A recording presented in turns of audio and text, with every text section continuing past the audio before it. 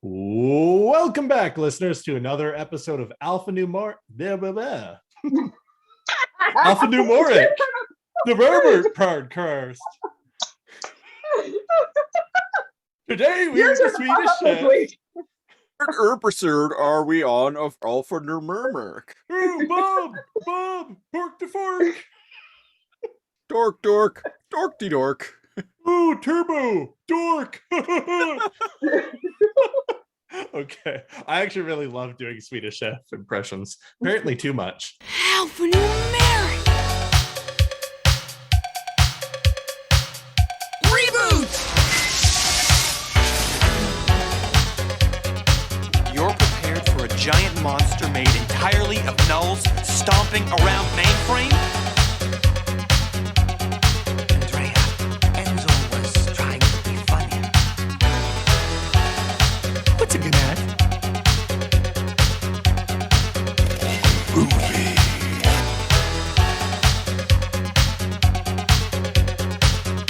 You can't talk in these things.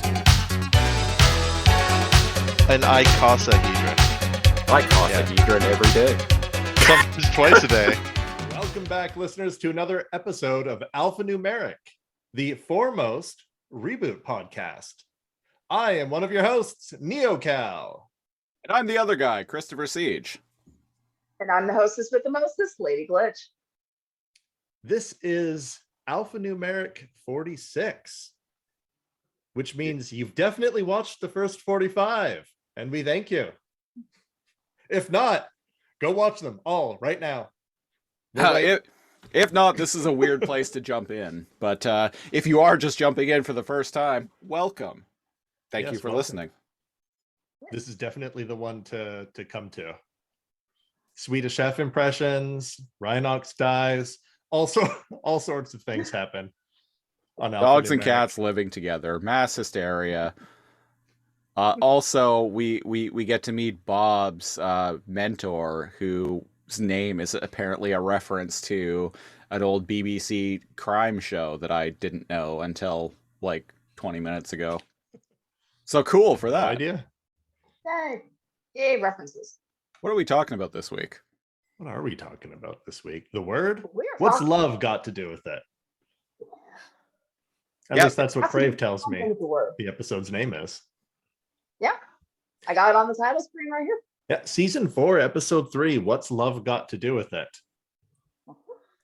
The description of the episode is Damon learns about the meaning of love. That's weird. Doesn't seem like she does. It originally aired as an individual episode on October 26th, 2001 in the United States of America. And as part of the Damon Rising TV movie in Canada, which encompassed the first 4 episodes of season 4, as I mentioned on the past 2 weeks, on November 18th, 2001. We got it a little bit later, but we got it in its truer form, in my opinion. That is very true. I'm down here in the States, so I got it episode by episode. Y'all got it as a movie up there. Yep. I totally watched them at that point.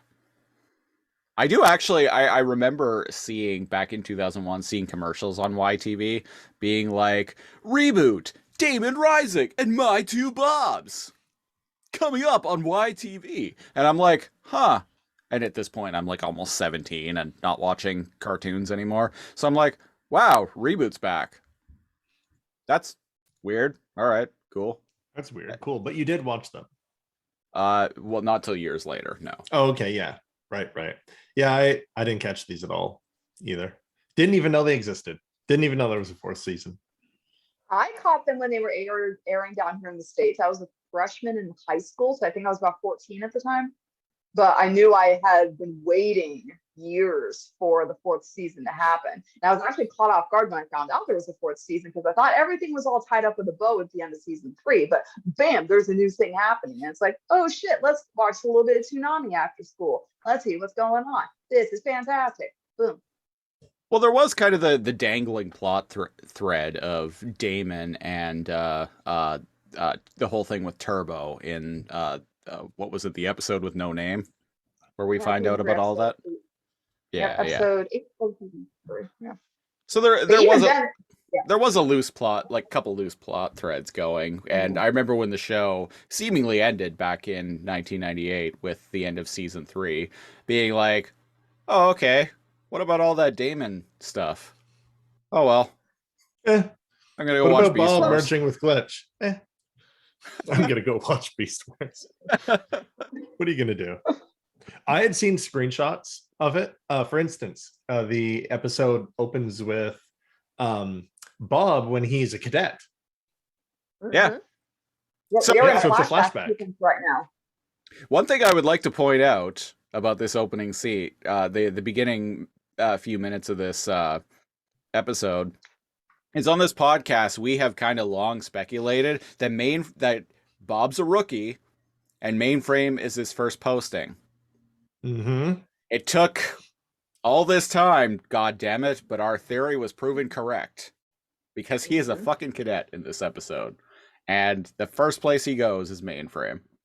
And not only that, it doesn't seem, unless more happened after this, it seems like he didn't even graduate, which technically means he's not even a Guardian. I feel like he kind of jumps back and forth with Turbo's help between helping Mainframe and getting the stuff done at the academy. I kind of I was wondering. Yeah, I was going to yeah. ask you too what you thought about that. Did he immediately go into Mainframe, or kind of was he back and forth until he like graduated? And Maybe he was like a week away from his like final project or final exam. yeah, you're right. It seems like he's working on his thesis. Yeah, And yeah. Turbo Yeah. proofread it. In fact, he mentioned something like that. His mentor is like, oh, let me guess, you probably think, well, I'm jumping the gun here. Why don't we start officially? The scene opens with a guy named Kilobyte in like shackles at Guardian HQ. Yeah. And Dixon's yelling at him, hey, another virus for the deletion chamber. What's her name? And she's like, her name is Dixon Green. Dixon Green. Yeah, I mentioned a minute ago that her name is a reference to a old BBC crime show. Yeah, interesting. And she's got violet hair and orange skin. Huh? Dixon I think of Dock Green is a old BBC police procedural television series about a fictional London police station with an emphasis on petty crime, successfully controlled through common sense and human understanding. It ran from 1955 to 1976. Wow. This show ran Wow. for 21 years. Wow, that show is legal drinking age. So what happens here? Kilobyte, he's kind of like a skinny dude. Kind of looks a little bit like Megabyte. Little Yeah. bit, he's got pointy teeth. He's got pointy teeth. Yeah. He's Yeah. skinnier though. It's like if Megabyte like stopped working out for a couple years. Yeah, he's shackled up. He's onto like one of those tables that like tilt up and downward, and he's like spread out, and Revolver Ocelot is about to make him mash the living fuck out of the circle button while he God feeds damn. electricity into him. Prepare your knuckles, boys, because you're not going to be able to press that circle button fast enough. You can't escape it. Yeah, No, you just gotta press the select button and hit submit. Yeah. And then Meryl dies. Oh. See, I'm making a point of referencing Metal Gear Solid at this point. Yeah, I knew it. I think knew we it. need to go back through all the episodes of Alphanumeric and just make No. a bingo card of No, how many please. times Peter referenced. Because you'll get bingo in like 5 episodes. That's a job for a intrepid listener out there. They're like, actually, there's 3 episodes you didn't mention. Yeah. And these are them. Yeah, so they're marked for deletion. Bob questions Dixon. It's like, oh, but Yeah. like, what if we could reprogram them? And so it's like, what do you think they are, Bob? Like, the user created them to destroy systems. He's like, you don't know their backstory. You don't know what they're about. You don't He's know like, what do you really What? believe that the user would make a virus? And she's like, yeah, man. And us as the viewer, we're like, lol. Yeah. Of course they did. Why would someone do And- that? Yeah, I don't believe a user would knowingly release a virus on the net. We see people do it all the time Oh, in sweet real life. summer child. Yeah, I talked, what was it, last week or the week before about the MS Blaster virus, which was not too long after this, so. Yeah. And while they're debating this, he's like, oh, why don't you write a paper on it? He's like, actually. And she's like, oh, And then God. Dixon cuts him off. And she's like, you're never going to pass the finals, kid. And she's like talking down to her trainee. And she's like, he's like, actually, Turbo already like proofread my thesis and he likes it. He thought it was quite radical. And she's like, right. Turbo used the word radical. And I guess all their dilly-dallying let Kilobyte go Super Saiyan, spontaneously level up. And yeah, he skips a phase, apparently. Code 403. What's code 403? Viral upgrade. Yeah. Bad news bears. Isn't or no, that's 404. 404 is domain not found. What is 403? It's vaguely familiar. I'll let you know. I'm looking it up. Forbidden. Forbidden. Forbidden. It's the forbidden error. The server understands the request but refuses to authorize it. That filthy little bitch. Speaking of filthy little bitch, apparently Kilobyte doesn't even become Megabyte here. No, he just goes straight to Gigabyte. Straight to Gigabyte. One thing I would like to point out is Bob gets knocked out. Yeah, because he breaks free. Yeah. He breaks free and Bob gets knocked out. So because when I was watching this the other day, I was like, okay, so are we doing some retconning here? So like, why when Gigabyte showed up in season 2, why didn't Bob like know what the fuck was going on? But like, why wasn't he like, oh, it's that piece of shit again? But no, Bob gets knocked out here, so he never actually sees Gigabyte. Right.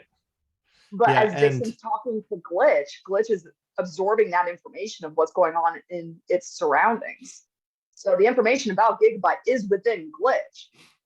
That's true. Because as we find out, Glitch is Dixon's key tool. Yep. And that's why I was like, wait, Bob isn't even a guardian?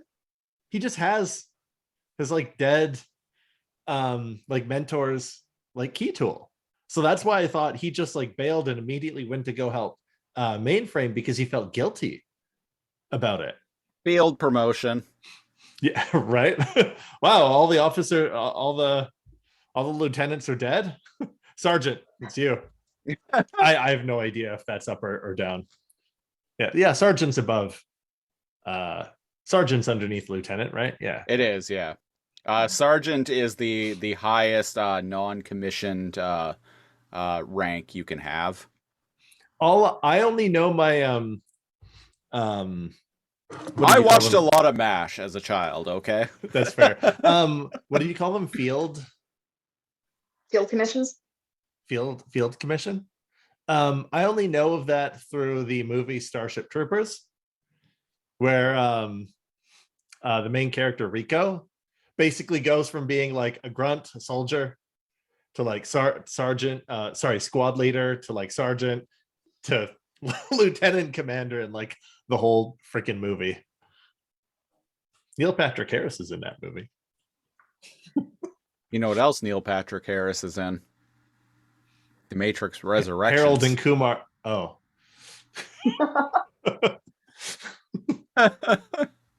He's entertaining in that movie. So what happens here? Gigabyte is like, I return to chew bubblegum and eat ass.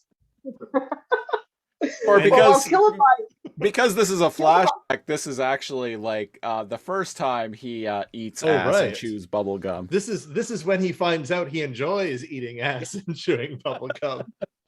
Appreciate the callback. Longtime listeners will dig that one, I think. That popped up into my head from like the recesses of the back of my brain there. Lady Glitch, what were you gonna say? I was gonna say is Kilobyte is like advancing on Dixon because Dixon gets knocked to the ground and she's just like staring up at this. There's a shot at exactly 3 minutes. Like she sees the claws coming down and it's like it's an oh fuck moment. I'm gonna die. Mm-hmm. And fans of the show, you will remember this in season 2 when we have Gigabyte in the system, and these are the claws that almost kill Bob. That's right. Right, yeah. So yeah, he spontaneously changes, but when he changes from kilobyte to gigabyte, a portal also opens behind him before he gets to finish Bob off. I guess he had enough energy, and he teleports away. And I'm like, that almost seemed like it wasn't his choice. Well, Yeah, something grabbed him. Let's not skim over this like sweet fucking wall run move that Dixon does here. That's fair. There's some hardcore parkour going on. This is like here. the most like some of the most like hype action we've seen in this show. Mouse does some rad shit. So yes, you're right. We're getting ahead of ourselves. She does some like Assassin's Creed or like Shadow of Mordor like stuff, and like literally puts Kilobyte in like a chokehold. Yeah, she does like a wall run and then leaps back and like spins this into like doing like an elbow lock around the neck of Gigabyte. It's all for naught, but it's pretty cool looking. It's rad, it's badass. Especially for this show. We've never seen Bob do cool wrestling and kung fu moves. He completely relies on Glitch. Right. So he clearly had a few more things to learn. A few Assassin's Creed moves. Like puts Kilobyte in like a headlock and she's like, say Galavar. There's one for the patrons. They're a reference to our Too Much Energon podcast. But it doesn't work like we had said. I forgot though. She is cold. She's not like Bob at all. She's like Glitch, narrow beam, and like shoots a laser through the back of his head and it exits out the front. And I'm like, oh wow, she's killing this guy. I guess that it didn't do anything. It just goes through his head. She is pretty badass, but I mean, she's not badass enough to not die here. No, she did. Yeah. So that's the flashback. Gigabyte like teleports away somewhere mysterious before Bob gets killed. And I think we're in a game that Christopher may wishes he had seen more of, because we just get the tail end of the game being finished. So we're in a game in the middle of a wrestling ring in a Hell in a Cell match. WCW versus NWO on the Nintendo 64. Graphics don't get better than this, ladies and gentlemen. Matrix is doing this. He's in the middle of the ring doing this weird like stomping up and down maneuver on his opponent. And we actually have like commentary going. You're right, we do. We have running commentary I'm losing my lunch over this. And one of them actually refers to the other commentator as JB, which I'm like, that's funny. Instead of JR. Oh God, JB, he's got a chair. Yeah. I wonder if those initials mean something else or if it's just a play on JR.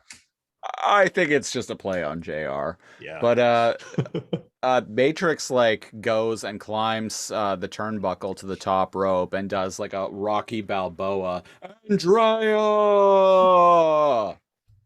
type thing. And I'm like, you're conflating boxing references with pro wrestling here, guys.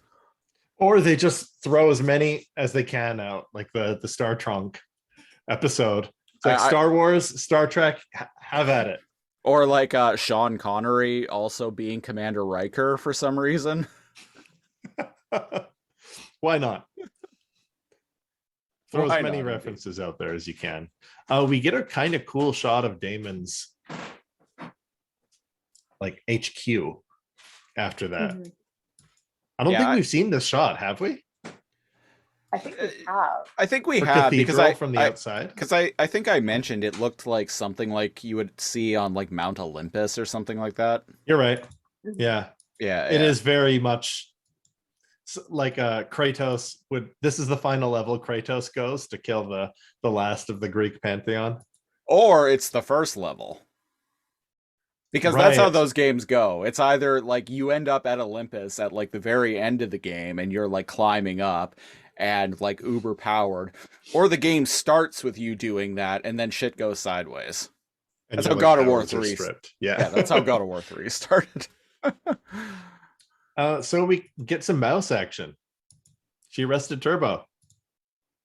Oh, inside Damon's cathedral, Andrea is looking like all like sad and gloomy, and Damon is like wondering like, oh, you know, what's wrong with you?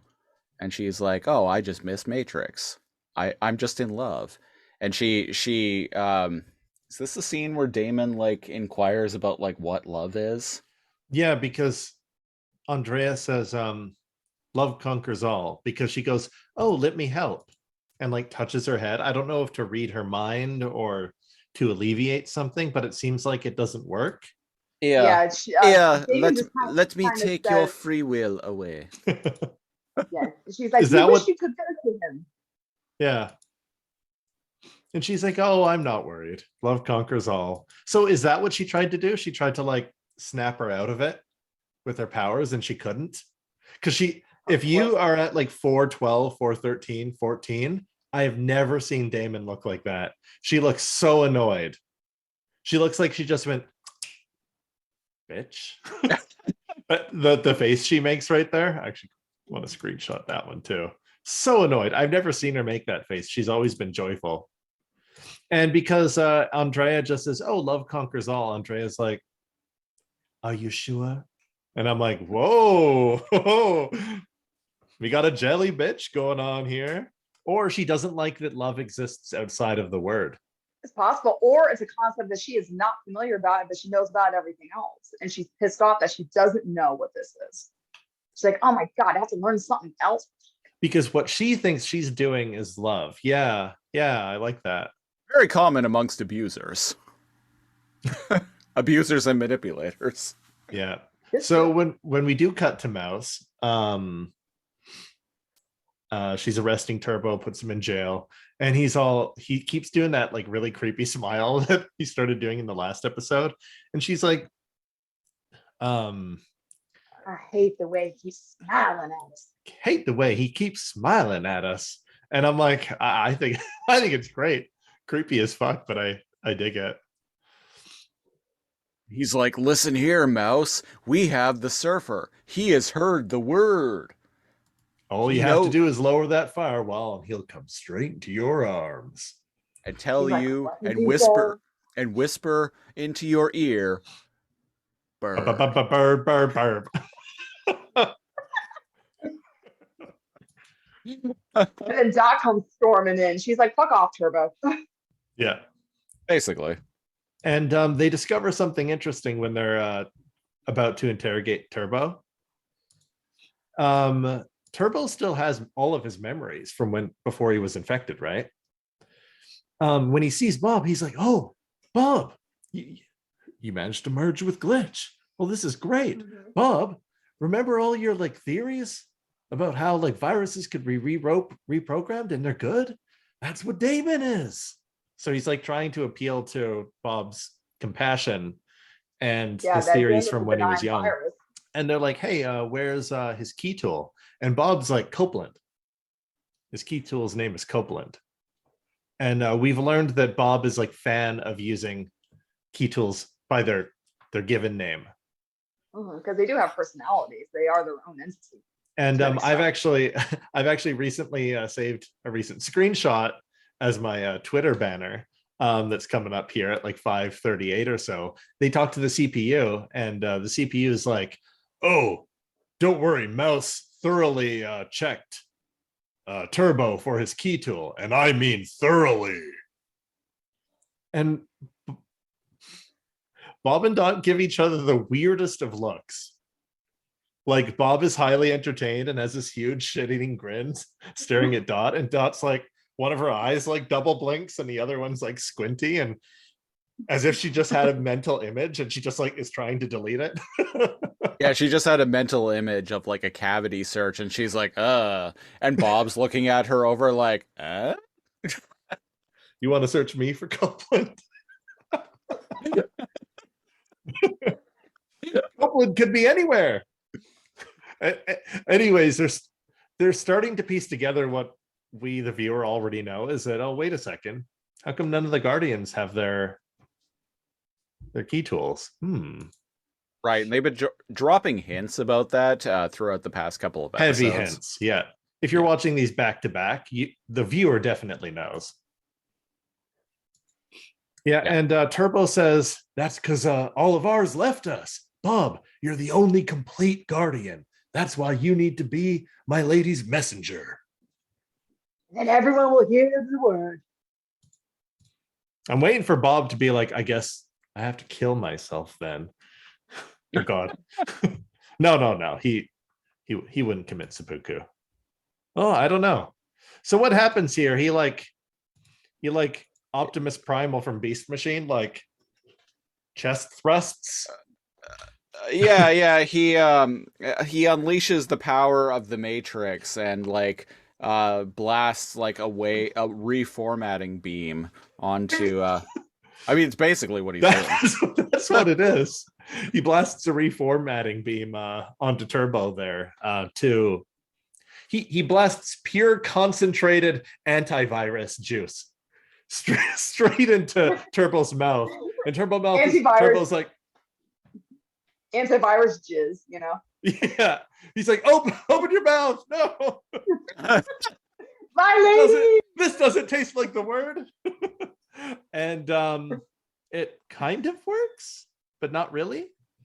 And kind of, sort of. You see Bob start to become more transparent after this energy jizz blast. Yeah, and we've seen that's Josh when is like, Bob, are you all right? He came really hard over this. You know when you come so hard, you just start going transparent because you're so weak. And you need an energy shake from Al's. I mean, I don't want to gloat about my sex life or anything, but I've never gone transparent once. Oh, maybe twice. Maybe thrice for good luck. Once a cycle, sometimes twice a cycle. Nobody can shoot. I icosahedron every day. Thank you. That's actually one of our shirts for Laser Comb. Yep, icosahedron every day, sometimes twice a day. We've sold 2 of them. 2. And I know one of the people who bought them. Nice. Oh, so he's coherent, but he has to like mentally fight off Damon's influence, I think. Mm-hmm. Yeah, and we get a little bit of an exposition dump from Turbo. Basically, what's the gist? The gist of it is he's like, Damon's like infected everything. When she infected the Guardians, the key tools were like, see you later, fuckers, and left us. So now Damon doesn't have any way of opening portals, which is why she needs you, Bob. Because you still have Glitch and you've merged with Glitch. So you're the only one of us who can create portals. So theoretically, what they think is that they could, if Bob is infected with the word, Glitch can't leave him because they've merged. Is that the line of thinking? Yeah. It'd be funny if his armor just came apart and like Iron Man flew away.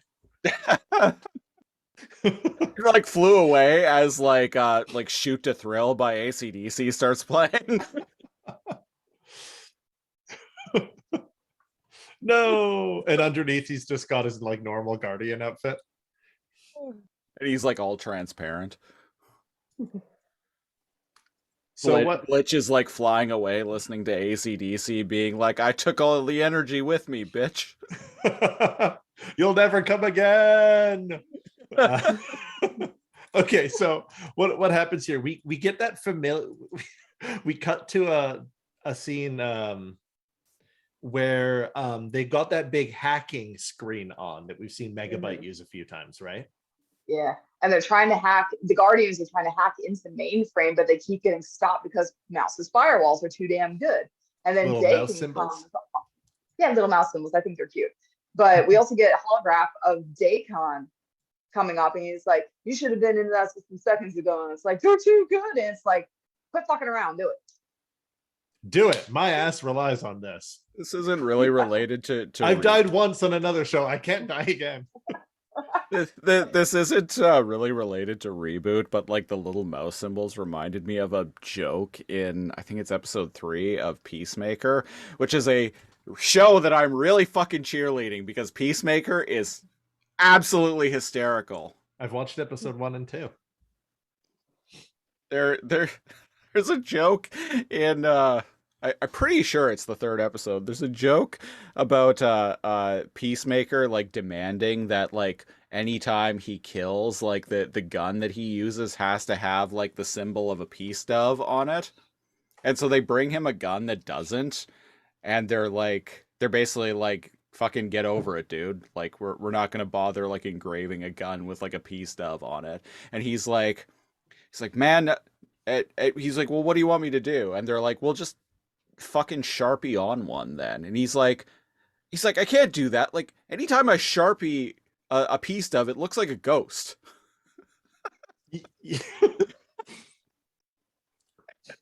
And he tries. I can see There's that, like this yeah. little bit where he tries. He With gets out a arms short. Sharpie. He gets out a Sharpie and like tries drawing a dove onto this like sniper rifle.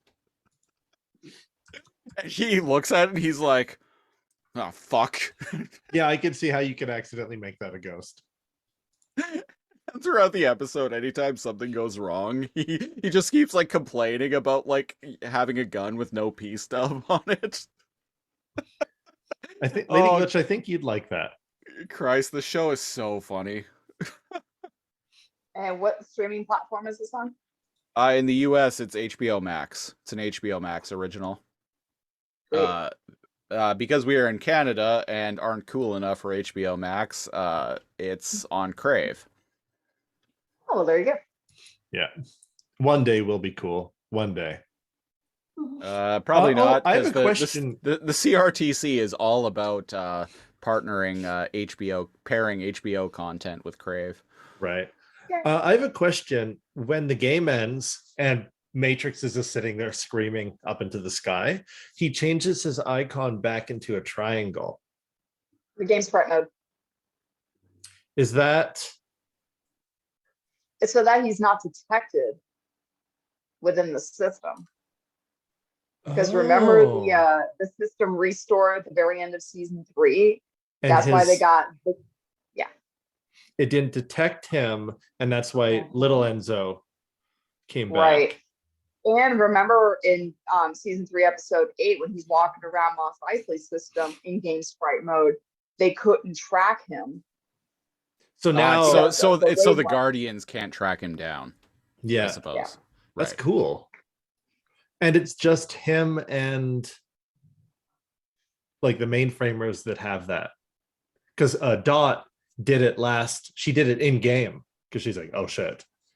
No, she almost did it. She Sorry, thought almost about did, it. because if she did it Yeah. and then they won, she would have left with the game anyway. Yeah, so they know of the concept.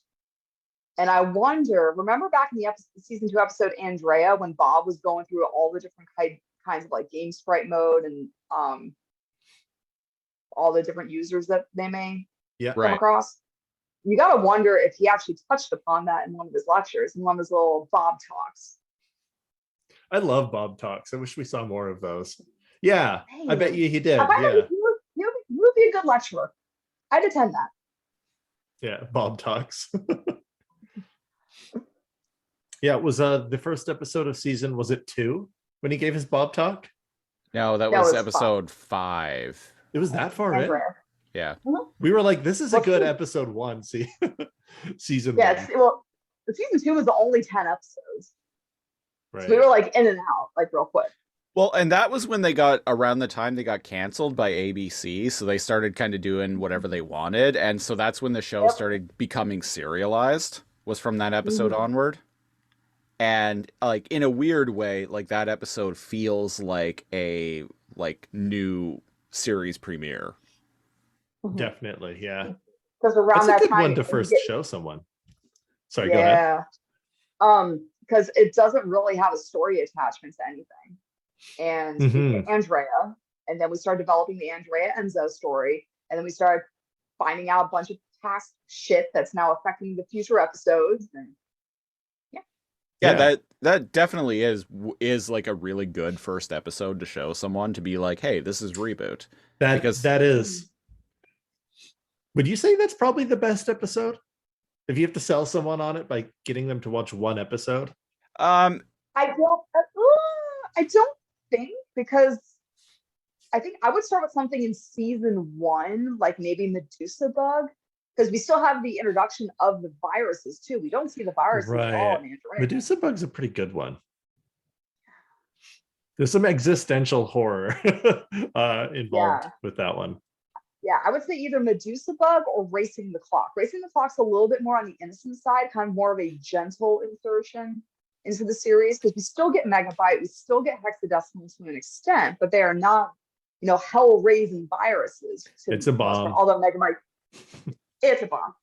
Except Megabyte tries to blow up, Hexadecimal. But Christopher did not like that episode. No, I didn't. Really? I would say a good season 1 episode to introduce to someone is obviously Talent Night, which is literally one of my favorite episodes of the series, like top to bottom. Like, without context, do you think it's still good? Yeah, totally. Yeah. Another episode without context is Wizard Warriors, and a word from our sponsor. Yes, that's a good one. Yeah, that's a good one. I like the Crimson Binome as kind of just like an all-around just fun episode. You know what? Tell him to just go start from season 1. Suck it up. Go watch season 1. Go watch the tearing. It will give you everything you need to know for the next 45 episodes. Yeah. Racing the Clock does give us one of my favorite shots, though, and it's the shot when Bob has the mask on his face, and he's just like awkwardly like flying across the air. like a weird, and I can't remember who it was, like Dot and Enzo or something, or maybe even Frisket, but there's a shot of someone like looking up at them as they just awkwardly are being propelled across the sky. Is that Bob? Yeah, that's one of my favorite shots in the show. So back to the episode, we are in the principal office, and we get a white and gold hexadecimal, and she's playing with the tank. She's waifu. I almost thought she was in a wedding gown when she first was revealed. Did I mention that I don't think I did. No, I don't think you did. No. I was like, is she getting married? What? I dig the colors, but what is she? You're like, when's the date? I'll be there. Well, I can't miss it. I'm the groom.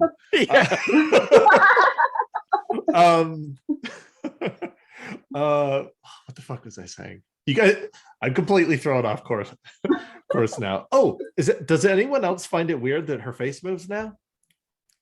A little bit. I adjusted to it right away. It took me till most of this episode to kind of adjust to it. I didn't adjust to it right away, and I'm like, "Whoa, this is weird." Her mouth moves. I actually really like her animated face.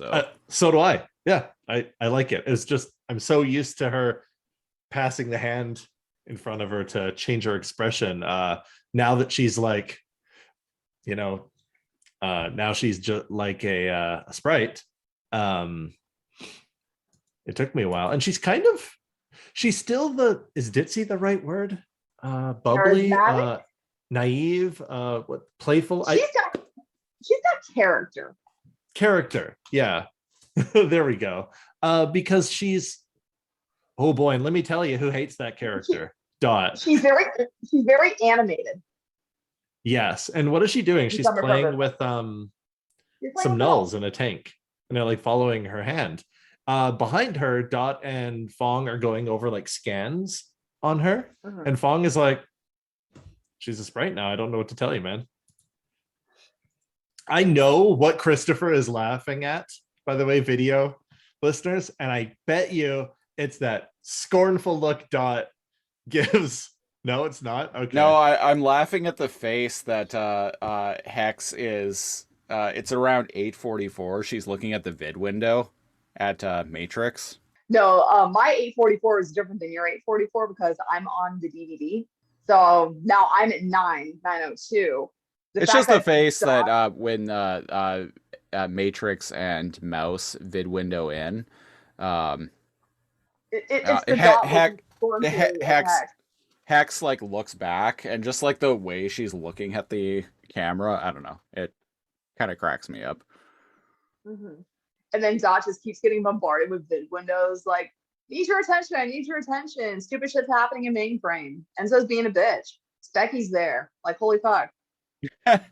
Yeah, and back at Dot's diner, like Cecil is like complaining that he was like, oh, I am many things, but I am not a nanny.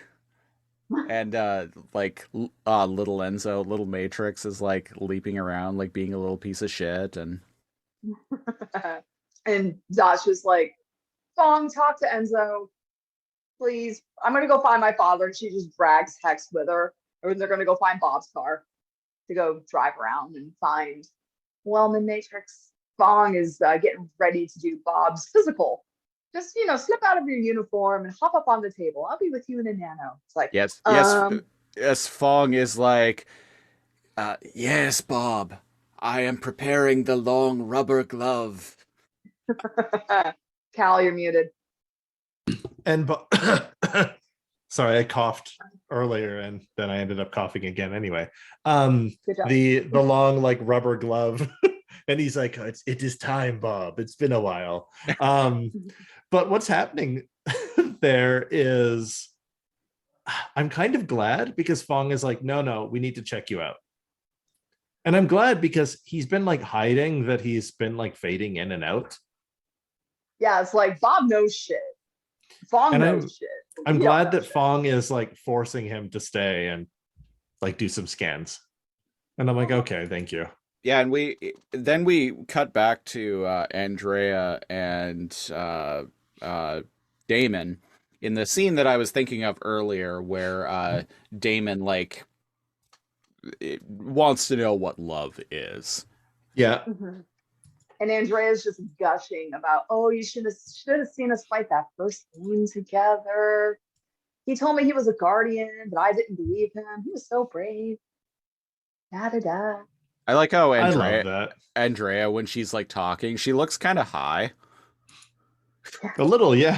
Yeah. Yeah, she looks a little woozy. She's like, I didn't care. I was in love at first sight. Aw. Kind of mushy, happy stuff. And Damon's like, you're so lucky. I have never felt this love. I could never go against my programming. Mm-hmm. And then Dakin walks up and he's like, I fucked up. Dakin, he's like, well, you're not going to like this, boss lady. Even though we all love you. Well, listen here, little lady. You know I'm there for you anytime you need someone to lend you money for a pack of beer or to help you move a couch. But well, I failed you because we're not going to be able to get back into mainframe. No, sir. When it comes to eating beans, I'm your man. But hacking ain't my thing. I paused somewhere around like 10 minutes, 30 seconds. And the way he's talking, the way I paused it, he's like almost looks like he's biting his lower lip, like making dead ass face. And I'm like, that's a great reaction image. Mouse turns around and just posts Dakin like biting his lip. It's just the way it's Brian Ox animated, is like this Damon lady's 18, right? She's 18, right? Looks at Andrea, right? Andrea's like, I don't even know how old I am. The games like super age you. And he's like, whoa, wait a second. I'm in the wrong place. I got to get out of here. And David's like, no one abandons their post. Well, Oh, this please. is a world where people can, look like they're like 26 and actually only be 3. So, what do you want from me? What do you want? Like, it must be something in the water. We all look younger than we actually are. I always get told I'm 26, apparently, but I'm actually 34 and a half. Crone 101. And a half. And a half. That half is important. That's true. More than half. I am 37 and 15 days old, god damn it. So a Kron, so she goes up and it looks like she forgives Rhinox here. We keep calling him Rhinox because it's Rhinox from Beast Wars voice actor. Dakin. We've been doing this for the past couple episodes. Yeah, now. they know. And she if you says, don't know, go back and watch the other 2 episodes. I think she says Kron 101. She does. And cron viruses are time-based viruses. So essentially she's putting Dakin into a countdown. He starts counting down from 5 to 0 in binary. Yeah. So my partner is a programmer, like a very good programmer, like knows her shit more than most programmers. Can basically do or make anything. If it needs to be programmed, she understands and can do it. She doubted herself because the subtitles say crone. And I'm like, no, you're right. It's a cron command. And she had picked up on that like while we were watching it. And I'm like, why aren't I watching the show with my partner who's a programmer and immediately understands all of these terms? Yeah. It's a job scheduler for like Unix OS systems. So Rhinox is like, yeah, time to slam down a 5th of Cron 101 proof. Woo! And she's like, no, that's not what that is. And he's like, wait a second. This tastes funny, lady. What'd you put in my drink, lady? Yeah. And when he finally gets to the last 0, he's like, oh. And the look on his face is like, oh, fuck. I know, I like the way he actually, like, because he's like saying like a binary command, like 1001001. And then at the end, he's like, oh. That with just utter surprise. Like, yeah, he's like, that was good. Like, props. Good delivery. Yeah. Good animation on his face and stuff. And maybe the viewers keep calling the viewers I mean, we are the user in this universe. True. Is watching this and it's like, what is going on here? Assuming nobody knows binary off the top of their head. Well, my partner. So filthy casuals. Yeah, us filthy casuals. And the way he's like, oh, is kind of like he was just initiating a program and didn't realize up until the last digit that it was to delete himself. Yeah. And I'm like, and at that moment, it's like, I dedicated like my whole self to this chick, and now she just wants to, delete me. Like, shit. Yeah, and something weird happens. His sprite body falls apart as if it's made out of glass, and he has a green like energon skeleton. I've never seen that on the show before. It kind of usually looks sprites fade in and out. It kind of looks like a nervous system. Yeah. And what does she do? She sucks it into her hand. Maybe the green nervous system is the daemon infection. So she's taking some of her energy back. Yeah. That was empowering him. Yeah. So his body was destroyed, and all that was left was her infection, which had had spread through his nervous system. And now that his body is destroyed, she just takes it back. Yeah, I dig it. My favorite scene in the whole, Matt. Okay, real quick before we move on to my favorite scene, maybe this bugs other people. The trope of mafia bosses killing They're subordinates. I don't like it. That guy was trying his best. That World of Warcraft wizard, like, was like Christopher said, like, you know, loyal, like you both have said, he loyally served her all this time, and it's like, oh, you're dead. Like, is there a better person to do that? Or are you just killing like your servants for no reason? Yeah. Are you just going to do this all yourself? And what's the point? Like, what I mean is, are you stronger without him there? It's not like he's a rat to the to the police. It's not like he's like working to undermine you. He just failed, but so did all the people underneath him. So what, are you going to go kill all of them? It's a trope. I don't.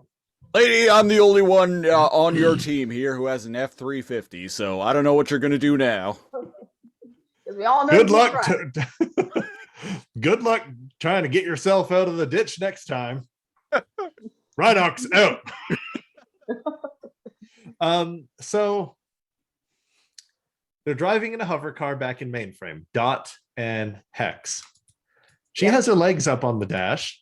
Nice. And she immediately cuts the bullshit. She's like, so you and Bob are Just friends. Full stop. Like, just check. oh, the friend zone organ in me just pain. I have pains in my friend zone organ. Didn't they kiss? They did kiss. Isn't there a thing there? Dot angrily says this too. She like, as if she's been asked this like 10 times. Yeah. Yeah, just I mean, friends. Fong didn't take a picture of that kiss. Presumably, everybody in Mainframe has seen that photo of Fong the paparazzi dude taking of them. Probably got around in the Mainframe times at least once or twice. Yeah. Well, and this And, is also this is a rom-com and sitcom trope right here. It is, yeah. It's very tropey, this episode. And she's like, okay, well, just checking, because you know I've always had a thing for Bob. And I'm like, look at her telling the truth and just like cutting to the chase. She knows what she wants. She's stating her intentions. Be more like Hex. And I'm like, Dot, you need to tell her, whoa, wait. I said we were just friends, but hold on. But she doesn't. She basically gives her the go-ahead. Yeah, because Hex is just like, good. And then they continue sailing on towards Lost Angles. I wouldn't want to get in the way if you two had something. And she's like, no, we're just friends. Hex is like, good. And I'm like, Dot, what have you done? So they land in Lost Angles, and Dot, basically is like, well, like I want to talk about my father. Like I want to know about that. And we get a flashback to Wellman Matrix at his podium, about to give his like demonstration of his successful activation of dialing the Stargate to reach planet Abydos. But before that, Hex reveals a really good piece of information to Dot, saying, I was born in the explosion that created Lost Angles. Oh, she didn't come here and cause this shit. No, and Dot's like, what? Right, so the Stargate fires, Gigabyte comes through and is all like, I am become Gigabyte. And Eater of ass. I kick your ass. I am become Gigabyte. I am here to eat ass and chew bubble gum. And I am all out of gum. ass.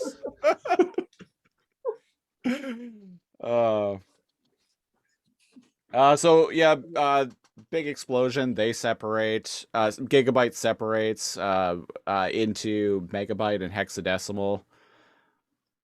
OG, Gigabyte and Hex, yeah. Yeah. Season 1, megabyte and hexadecimal. And I like, so after like after the explosion and they separate and everything, they just kind of look at each other, and then Megabyte just like shrugs and walks away, walks out of frame. It's a funny, like, it's a shot that like really cracked me up because Yeah. he's like, huh, all right, Well, that was weird. Yeah. see ya. He just walks out and Hex says, I like it here. And I guess that's how they were born. Nobody had mentioned in the past that those two had arrived at the same time, but they also never really mentioned when they had arrived anyway. So Right. Uh-huh. it was No. vague. No, that had never come up. So What here's happened what to I web cre- Go ahead, yeah. So here's what I'm wondering is so the destruction of Lost Angles like clearly nullified a bunch of citizens because Wellman Matrix is a null. Yeah. I thought only games could nullify sprites. So why did the Stargate blowing up? Because it would delete presumably all the sprites. Yeah. Lady Glitch. I wonder if it's because at the root of that explosion, it was a tear. If you touch a tear, you become nullified. I thought Maybe you got. Is that true? When you touch a tear, you become nullified, not deleted. I don't think I've ever seen it in the series as a whole. But They're I would think, dangerous, like, but do they no, say why? they are? Yeah, I think because Bob's always like hunting for tears across mainframe, right? Yeah, I'm trying to And we know that contain they're very them. dangerous. But Right. have we ever seen what happens when a sprite touches? Wait, we do.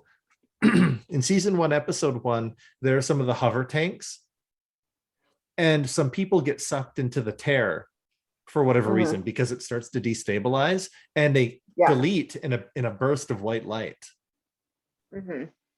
I'm going in, folks. But this is different than a normal tear because it's a huge explosion and then it disappears. So there's something. The energy of that exploding tear touches the sprites and the binomes just enough to destabilize them back into nulls. Yeah, it's different. Something weird. Yeah, not quite like a normal tear. I feel like this is a plot hole. We're trying to justify it, and Christopher is just waiting there quiet, and he's like, no, this is stupid. No, I feel like this is just a plot hole. Like, it's been established in the show that nulls are created by losing games, but Yeah. now we're saying, kind of retconning somehow that the explosion in Lost Angles created a bunch of nulls, but we're not even trying to explain how that even happens. Also, weren't there 3 viruses that made up Gigabyte? Hex, Megabyte, and the a web creature. Yeah. The web creature. Where's that homie? Where he at? Yeah. Maybe he's been in mainframe this whole time. Ooh, living in the sewers. He's afraid of Level light. 31. Okay, so back to the action that we got going on. Yeah, sorry. In a strange all way, good. your father saved my life. In a strange way, your father kind of gave me life. So it's kind of like we're sisters. It's like, ooh. Yeah, and Hex like uses her like abilities or whatever, or like the nulls like form together and form like a humanoid looking shape with the null of Wellman on its I'm gonna have head. nightmares about this, man. Yeah. It starts talking. And they talk kind of like this. And Wellman is Nibbles. Yeah. Wellman is Nibbles. Oh, so we all right. They've been like looking after. How did Megabyte know that Wellman was Nibbles if he was born in the explosion? Because in season 2, episode 3, he has Nibbles, like, it's the first time he ever addresses Nibbles as father. Yeah. And we're just like, the fuck is this? And I think that was at the end of Nullzilla, actually. And we were like, father. And so it's interesting that Hex and Megabyte think of Wellman as their father. But So Megabyte had information that Hex didn't. Megabyte knew that Wellman Matrix made the explosion that separated Gigabyte, right? And then he was able to find the null that he turned into. Yeah. But How? How? Yeah. And how does he know that? How does he know that that one is Wellman Matrix? I'm Who knows? with Siege. There was a lot of really good setup leading to Wellman, and Father. They set all the seeds, and then they were like, fuck it, there's an explosion, and why not? We got to move the plot along, people. We can't explain everything. And So, and this is something that I reference Metal Gear Solid all the time, and I like to use this as an fine example of this. When you start like going back in story, I'm not a big fan of prequels in general. Because one of the things I was actually, listeners, I studied screenwriting amongst other things, but primarily I studied screenwriting and film and journalism in university. One of the things that I was told is if the backstory is what you're focusing on in your story, that's what the story should be about. So because of that, like I'm not a big fan of prequels, and just I find that a lot of the time they just inherently don't work. But one of the big problems when you have like prequels or like heavy duty flashbacks, especially like long after the fact, you start like over complicating and convoluting the existing canon to the point that you start running into problems that we're running into now, which is plot holes, contradictions, and that sort of thing. Whereas if they just didn't show as much flashbacks, and it's like they didn't give us some answers, sometimes a show is better off leaving questions unanswered than answering them in a bad way. And I like to use Metal Gear Solid as a great example of this, because like starting with Metal Gear Solid 3, that series primarily just like flipped into flashback mode for the story. Other than Metal Gear Solid 4, but like Metal Gear Solid 3, Portable Ops, Peace Walker, Metal Gear Solid 5, like these are all prequels. And the stories, like, it ends up like really complicating the existing text that we have. Right, because now they need to fit new information in the frame of the games that have already been made. Exactly. And because these original stories that we're adding layers to, when they were originally written, these like this new shit that we're pumping in weren't things that the writers thought about at the time. So there's in my mind anyway, there's an inherent problem there.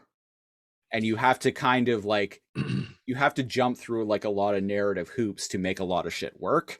And most of the time, most writers who try to do that are only modestly successful at it, in my opinion. And I think that's what's going on here.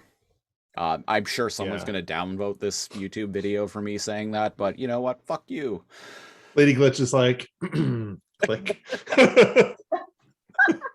Well, I honestly, that's like one of the sexiest things that's ever come out of Christopher Siege's mouth. So thank you, sweetie. Oh, I am going to upload this video. Me too. I mean, I upload all of them. But, well, blow me down. Yes, I think that very eloquently sums up it. We like the show, man. If they listen to any Lasercomb stuff, we should talk it more than like most people. But to put something under the lens of scrutiny this much means that we obviously like the show. Totally. Yeah. And we can think about it beyond a surface level what's on the screen. I think that personally to me makes analyzing the show much more fun. It does, yeah. And I think Siege like eloquently summed up why it's gritty.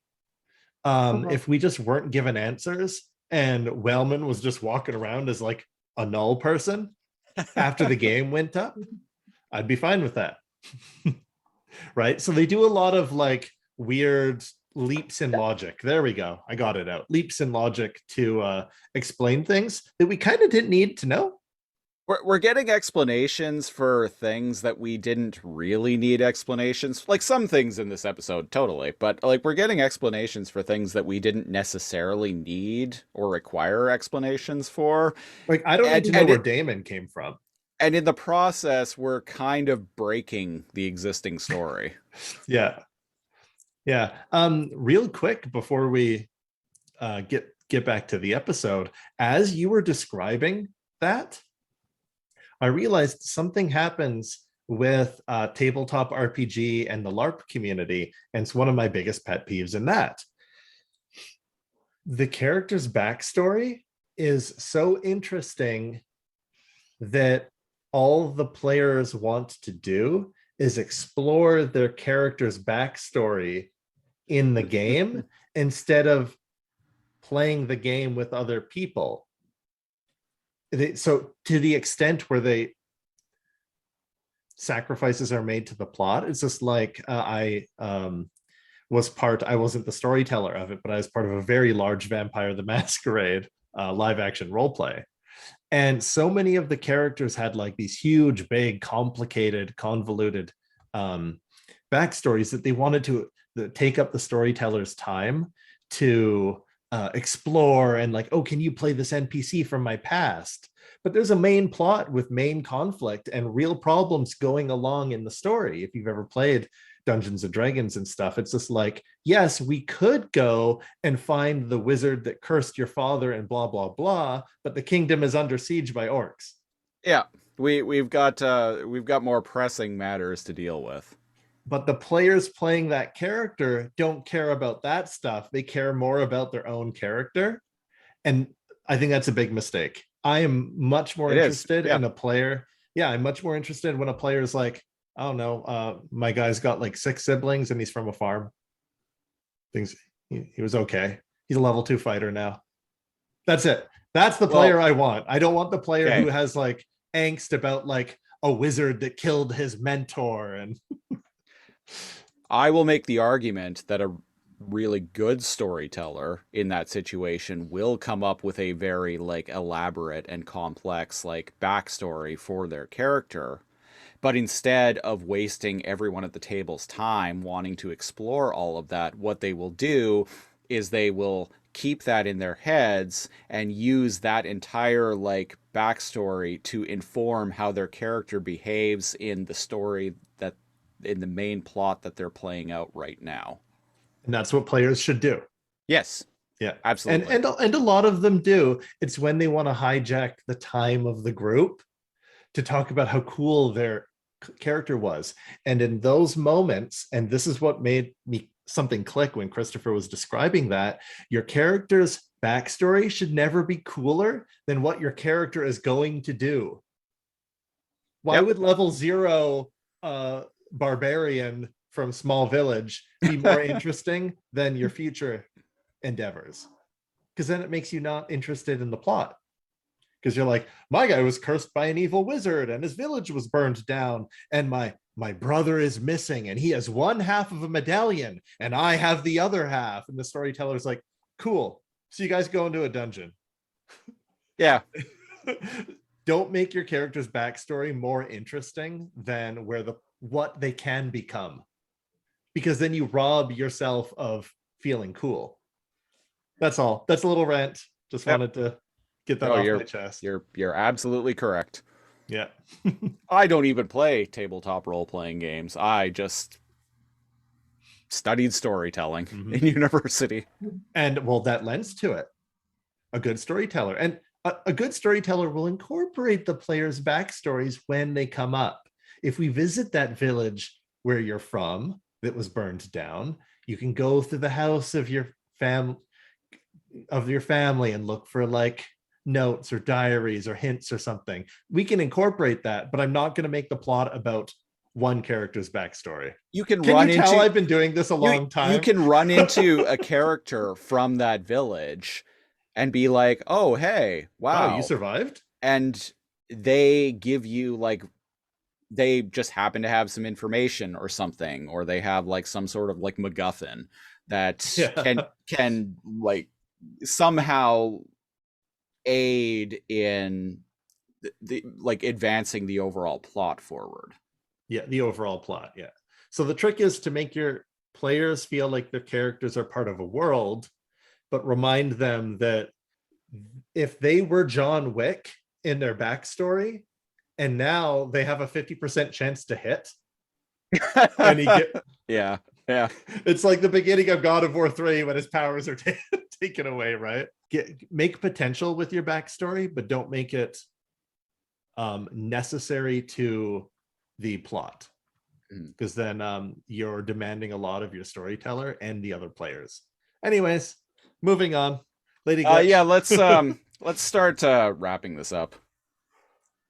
Yeah, what do we got here? I think we still got about probably like 6 minutes left in the episode. Bob's so. therapy session. Fong's the therapist. Yes. Yes, he is.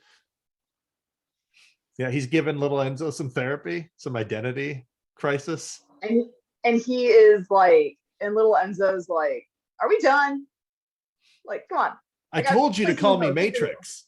He's like, right. Little Matrix. Okay. Bob comes in and Fong like shows him an ink blot. He's like, now what does this look like?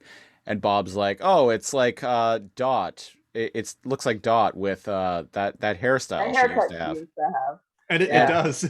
Yeah, and Fong flips the card over and he's like, oh, now I see it. So Fong is like, so yeah, this is where we gonna tell me. Yeah, this is where we get the kind of info dump that something's wrong with Bob. He knows it. Fong's like, so you know. Yeah, so you know that separating, that you're merging with Glitch didn't work properly. He's like, yeah, I know. So you're almost out of Energon, bud. And well, if Dot finds out about this, she's not gonna keep letting Bob go on adventures, saving the day. So we're not gonna tell Dot about that. Capiche? Yeah. What she doesn't know doesn't hurt. Yeah. And then they get a sound, and it's like, we are online, and we see Mouse and Matrix in ship heading into the net. So Mouse is outside of the firewall. Where are they going? They're going somewhere. They're going to go fight Demon. They're going to go kick our ass. Man, why do they think this is a good idea? Well, Dot thinks it's all Matrix's idea. You know how important those two, and not to throw Matrix under the bus, it's kind of really, really important that Mouse stays in Mainframe. For the love of God, she's the most important person to Mainframe during all of this BS. Ever since World Web Wars. Like, World War? They were worse. They need her. Worcestershire. They need her. But as we recall, what would you do for a Klondike bar? I go kill Damon with a samurai sword, I guess. And if we Which is what Mouse tries to do, but it doesn't work. Her sword actually shatters. Matrix tries to fire a bullet right at Damon, which the bullet has Damon carved. I love that. I love how that is such a Matrix move. It goes slow motion. The camera zooms in. He's got a bullet with her name on it. That's some like. That's something like I don't know, like Deathstroke or Deadshot would do. Yeah, I love that. Bless him. Maybe Bob like juiced it up with some antivirus. Just like, do you know what? Maybe that was a special one. I just imagine him sitting there with like a Bowie knife, like carefully like carving Damon's name into it. So Damon infects the two of them, and they're both like, "Yes, my lady." And Mouse like gives up the codes to her willingly. SpaghettiOs. I love how after they're like very easily, effortlessly converted, Mouse is like, so about the trying to chop your head off thing. Yeah, sorry about that. My bad. My bad. All is forgiven, mouse. And Oh God, Mike the TV is like, hey, nice to see you guys. I'm like, no, you're still wearing the sequin suit. Like, Why? Jesus Christ. Why are you still? Just to remind Christopher of how much he hated the beginning of last episode. So we get a little scene with Bob talking to Turbo in his cell, and the infection is spreading, and Bob's like, or Turbo is like, yeah, mainframe has failed. Like, this is shit's Dunsky, bro. Yeah, Like, and might as well give up. might as And well Bob give still up. thinks Don't that he struggle. can, like, Just let it Yeah. happen. And we get a flashback of back in the academy when Bob wakes up Yes. and he gets to see Dixon die. Like, yeah, pretty he much. runs out And of this is energy the and gets only deleted. time in the series so far that you see Bob cry. There is a tear that falls from his eye, if you look hard enough, Yeah. at the sight of Dixon being deleted in his arms. Perhaps this is the first And- time we also get to see him like scream, no. Oh, sorry, chronologically, this is the first time he screamed Mhm. no. Right. And then Glitch like bonds itself with Bob. So Glitch Right, chose Bob. Glitch chose Bob, but he also took Dixon's data with it. Because Oh, there's a had- transfer. There is a transfer. So key tools are Green Lantern Corps rings, Oh yeah. is what we're finding out. Oh, because you get the knowledge of the previous. Yeah, owners, and when right? when one lantern dies, the ring leaves them and chooses someone else nearby. Chooses someone who's worthy. Yeah. Yeah. So And that's you do get their memories, right? Or am I wrong about that? no, you don't get their memories. You get this is kind of nebulous, but like you get their like wisdom. Right. Yeah. Like, no, say no more. Yeah. yeah, you don't get their memories per se, but you get their like So what do you wisdom. think Bob got when there was like that upload between him and Glitch for the first time? PTSD. Well, that explains why Bob is Bob. Yeah, this is what I was alluding to before we even started recording, Cal. Way back when we did System Crash, Bob's in the core and he's, furiously trying to manually lock everything in. And we get the illusion of Megabyte running around screaming in his ear. It's like, you can't save them all. You could link that scene back to this and watch Bob seeing Dixon deleted in his arms. It's like, if Bob couldn't save Dixon now, he goes into hyper hero mode throughout the entire series because he can't stand to see somebody else die at the hands of either a virus, a GameCube not going right, etc. And you could Because say, go ahead.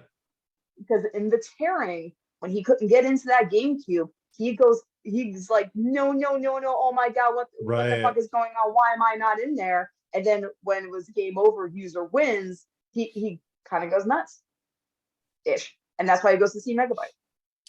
So do you think that he blames himself for what happened not only to Dixon, but basically all of Lost Angles?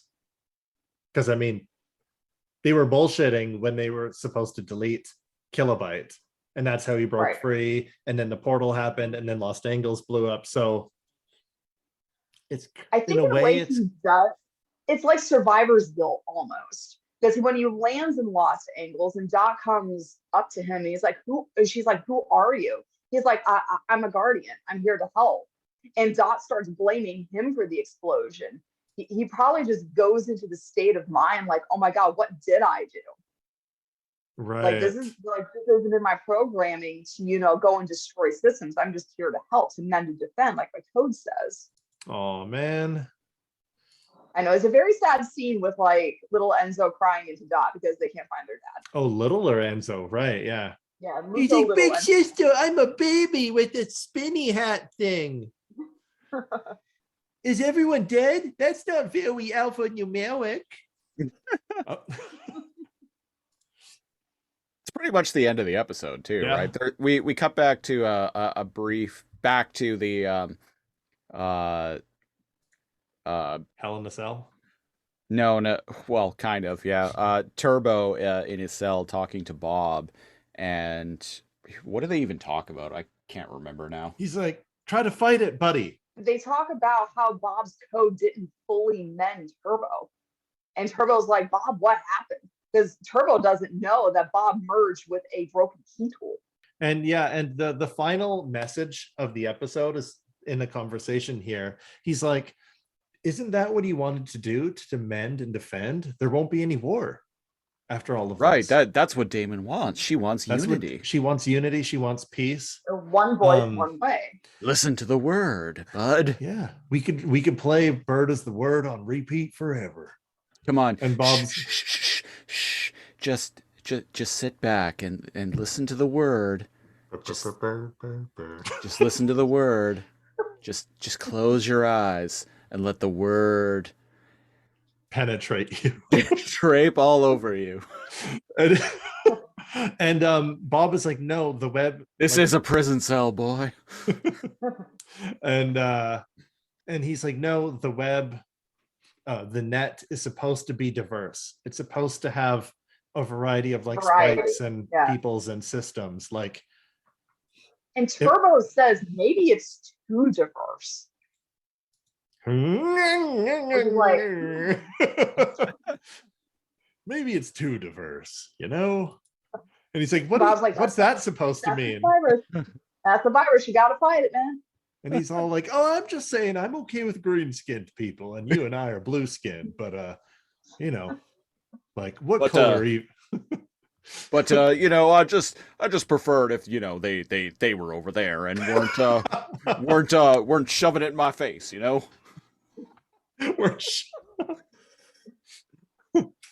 I believe in live and let live. You know that. I'm okay. I'm okay with with, you know, two binomes getting married, but just as long as they don't do it in front of me, god damn it. I'm okay with binomes. Everybody knows that. But, you know, I just think the zero binomes should marry zero binomes, and the one binome should marry one binomes, as nature intended. Just like the user intended. I like how we have in our head that, like, like Turbo, when he's, like, infected by David, is this, like, alt-right. Racist, homophobic. Think of it, if everybody went to reprogramming school, you know, keep the family units alive. Well, that's our show. The last one we'll have on the air. Just think about it. If all of the same number of binomes got together, we wouldn't have any more binomes. And that's just bringing an end to nature right there. Yeah, there you go. And then the dogs and the cats wouldn't be living with each other. That's right. It's true. There'd be no chaos. I was actually mocking something, an argument I heard someone make when I was a child. Oh, I've heard that too. Yeah. Anyway. Yeah. Anyway, on to ratings. Cal, we have a rating system, right? We do have a rating system. I know all of the ratings. All of the hosts do, off of the top and what of their are head. they, Cal? There's 4 rating systems. From worst to best, it is, that was bad, very bad. Self-explanatory. I don't think so. Episode wasn't like offensive, but I mean, it wasn't good. That was easy enough, which is, it's pretty good. It's no Bad Bob, right? It's no Enzo's birthday, but it's all right. And the top rating, alphanumeric, which is you know, we don't think that episode could have been any better, or we really liked that episode. Let's do Siege. Siege, what do you got for what's love got to do with it? Hello, that was easy enough. Overall, I enjoyed the episode. I enjoyed a lot of the backstory we got, even though I said it I went on my big rant about like prequels and flashbacks, like overcomplicating text. Um, it was kind of neat to see Academy Bob and finally get confirmation of our long-standing theory that mainframe was Bob's first posting. That's nice. Yeah. Yeah, I liked the scene, despite it being very tropey. The scene between hexadecimal and dot was quite amusing. Um, it was a fine episode. Like I'm not mad at it. Yeah, we don't hate it, right? Yeah, exactly. Lady Glitch. I'm gonna go with a middle to high. That was easy enough. I enjoyed it for this fact that as you've been listening, I've been connecting what's been going on the screen now to past things that happened already in the first 3 seasons. It's nice to see all that come together. Exactly. And we're setting ourselves up to find out a whole bunch of more answers in the next episode.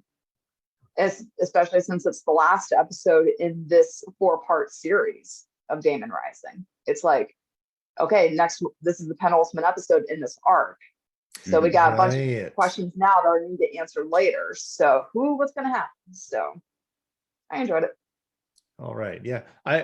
Okay. So it's unanimous. I'm giving it, that was easy enough as well. I feel like a lot of you could take out a lot of unnecessary parts of the episode and like fit it down into 10 minutes of actual good parts that pushed it forward. Learning how Lost Angles was destroyed didn't clarify anything or close a chapter for me. No. I'm like, okay, that's weird. Siege raised the point, well, wait, why'd they become nulls? So like the explanation gave me more questions that we're not going to get answers now. So even though I like love Hex, I love Hex in the car, she got the go ahead to go after Bob. Ugh. Yeah, still gets that was easy enough for me. All right. That was episode 46 of Alphanumeric. Best way to support the show is go to Patreon. Patreon.com/Lazorcomb. LAZORCOMB. We're starting at the $5 tier. You get bonus preamble audio of this and all of the other shows we do week in and week out. It's kind of us just talking about this, that, or the other thing. What did we talk about on the preamble today? We talked about the grocery store I worked at. We talked about Cal's washing machine woes. It was a grand old time. Medication, washing machine woes, anti-maskers, it's all in there. it's all there. So go to, and also at the $5 tier you get a monthly-ish commentary track. I want to do another one of those soon. So we'll oh yeah. We're gonna have to get our butts in gear and get on that. And at the $10 tier, you get our weekly news and current events program, the Lazorcomb Tonight. I say weekly, it's weekly-ish. We aim for weekly. We miss weeks here and there. We missed a week last week. We're gonna do one this week though, for sure, definitely, because we got a lot to talk about. Also at the $10 tier, me and Cal have a podcast called the Lazorcomb Podcast, but we do this basically what we just did, but it's for a random episode of a random TV show. And if you are a $10 patron, you get to pick a TV show for us to review a random episode of. So if you want to get in on that, go to patreon.com/Lazorcomb. We just did Ruby Gloom. We just did Ruby Gloom. Shout out to longtime listener Kay, aka friend of the show, Kay. Friend of the show, Kay, aka Game Sprite Mode. Big shout out to her. Social media, facebook.com/Lazorcomb. Once again, LAZORCOMB. Central hub for this and all the other various shows we do week in and week out. You can also follow the show proper on Twitter at Alphanumeric Pod, POD. Or you can follow me at Lazorcomb, spelled the same way. I just spelled it twice. Lady Glitch, you have Twitter, don't you? I sure do. Lady Glitch 619. Give me a follow. And Cal, word on the street is you also have Twitter. Who on the street telling this? Was it Shady J? He has it coming. No, it was Neo- it was Shorty G. Oh, Shorty G, even worse. That guy's gonna get clacked. Trust me. Yeah, NeoCal on Twitter. NEO_KAL. We'll be back next week with episode 47 of Alphanumeric, where we're going to be talking about the fourth and final part of this four-part Damon Rising story arc. What's the name of It's it? called Sacrifice. Sacrifice. So Ruh-roh. It's so coming. that'll be the fourth episode of season 4 of Reboot. So keep an eye out for that. That about does it. Think we're gonna get out of here. I've been one of your hosts, Christopher Siege. And I'm here too. My name's NeoCal. And I'm Lady Glitch. And until next week, I hate the way he stares at me like that. We're just friends. well, I guess I'll go take a swig of 101 proof Cron now. What's the worst that could happen? Here's to you. This Crohn's to you. Bye-bye.